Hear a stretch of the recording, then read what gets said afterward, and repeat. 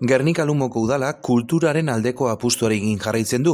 Gernika-Lumoko udalaren hitzetan ezinbestekoa da kultura pandemia garai hauetan. Jokin Garatea, Gernika-Lumoko kultura zinegotziak dio, udalaren helburu nagusinetakoa kulturari laguntza ematea eta kultura bultzatzea dela. Ildo honetan, herritarrei merezi duten arreta eskainiz. Berezitasun anitz, bereizi artistiko zein kultur aberastasuna bermatu eta errespetatuz.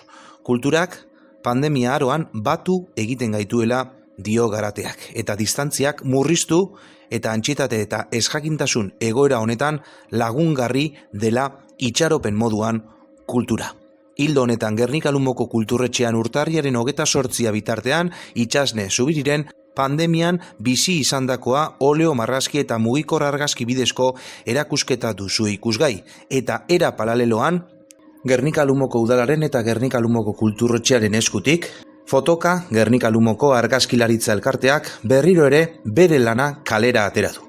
Eta Gernika-Lumoko kaleetan egongo dira ikusgai euren kideen argazkilaritza lanak. Gogoratu, uztailean ere burutu zutela fotokalean. Gernika-Lumoko udalari eta Gernika-Lumoko kulturretxeari laguntza eskertu nahi izan dio elkarteak. Argazkiak otsailaren 14 arte, aratuzte igander arte egongo dira ikusgai. 14 argazkik osatzen dute fotokalean 2 hau, euskarri handikoak dira argazkiak, zuri beltzezkoak zein kolorezkoak. Bertan, erretratuak, paisaiak, animaliak zein narratiba arloko argazkiak agertzen dira. Bere egileak, Iñaki Unamuno, Jesus Carmona, Raúl Arroyo, Joseba Moreno, Iñaki Zenigaona India, Ruben Petralanda, Toribio Beares, Aitor Arana, Jose Ramon Eresuma, Martín Montes, Iker Pardo, Eneko Ibarguengoitia, Jon Beristain eta Jose Ramon Zaldunbide. Jokin Garatea Gernika-Lumoko kultura zinegotziak bi erakusketa hauekin gozatzeko dei egin die herritarrei.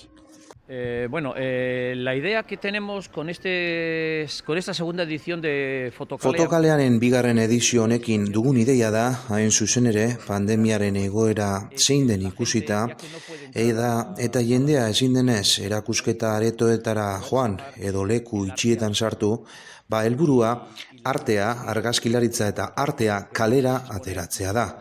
Eta zer hobeto, Gernika-Lumoko udalak jarritako panel hauen bitartez erakustaraztea zein den gure lana. Jendeak disfruta desan. Egun zaila hauetan, jendeak argazkilaritzarekin, artearekin gozatzea da gure helburu nagusia. En estos días tan difíciles, pues simplemente que vaya disfrutando del arte que más o menos tiene cada uno, vamos.